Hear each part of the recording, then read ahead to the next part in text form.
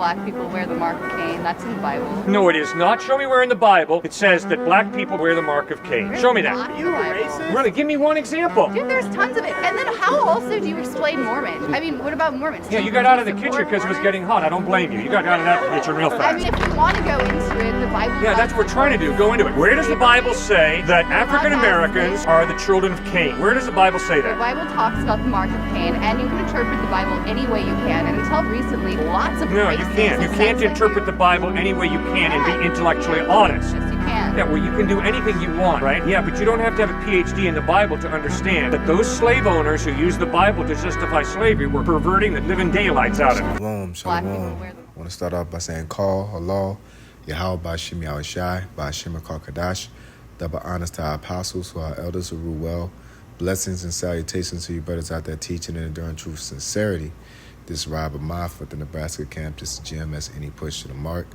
As you see in post-production, there's a video showing this Hellion Edomite woman saying something that's one of the BS things that's out, and the reason why this is a good lesson because our people tend to these other gods, and Mormonism is another god. And one of the things that she was saying is saying that the curse of Cain is being black, and actually it's the opposite. It's actually being an Edomite, But we're going to go into proving that this is what they say in their religion, and then we're going to also go into showing you how it would be the opposite. All right, there's not infallible proof, but it's just spiritual sense. Okay, so if you have ears to hear, but in the discourse, I believe the Discourses, volume 13, page 95. Journal of Discourses, volume 13, page 95. It says, you see some classes of the human family that are black, uncouth, uncomely, disagreeable, sad, low in their habits, wild, seemingly without the blessing of the intelligence that is generally bestowed upon mankind.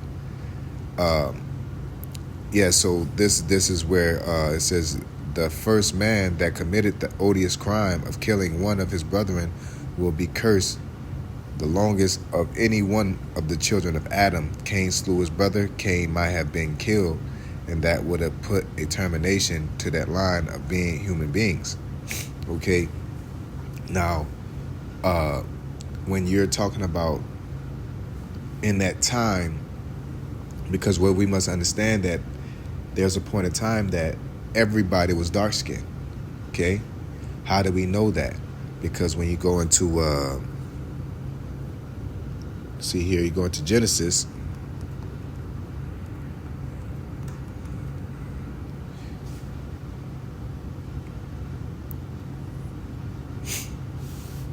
Genesis 25 and 25, it says, and it first came out red all over like a hairy garment. All right. And they called his name Esau. Okay. Which means wasted away. Okay. In Isha or Esau, wasted away. What you think was wasted away is pigmentation. Okay. It says, verse 26, it says, and after that came out his brother out, and his hand took hold of Esau's heel. Why do you think it didn't describe his skin color?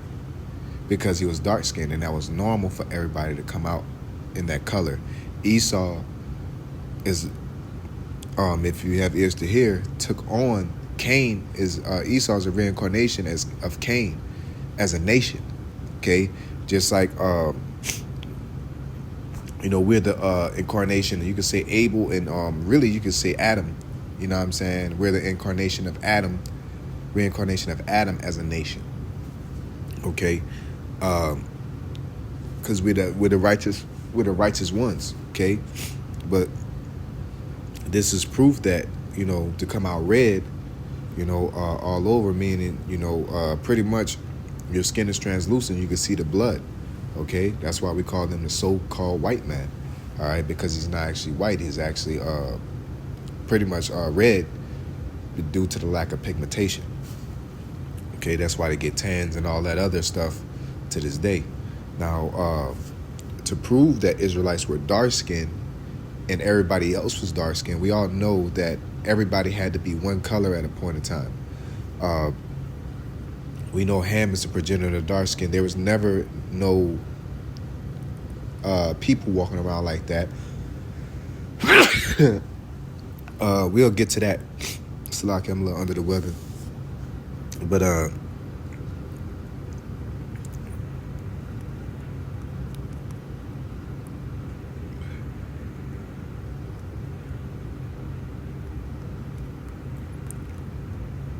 so Salakia,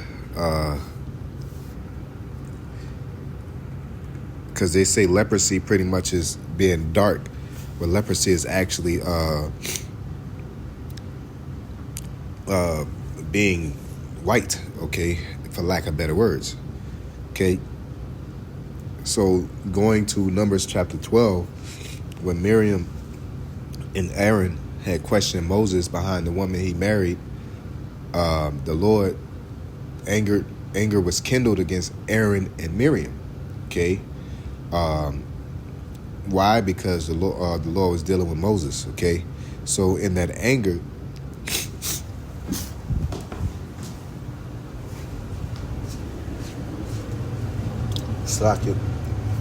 within that anger, the Lord had smote Miriam, and we're gonna get to that verse, Numbers 12 and 10. It says, and the cloud departed from off the tabernacle, and behold, Miriam became leprous, white as snow. And Aaron looked upon Miriam, and behold, she was leprous.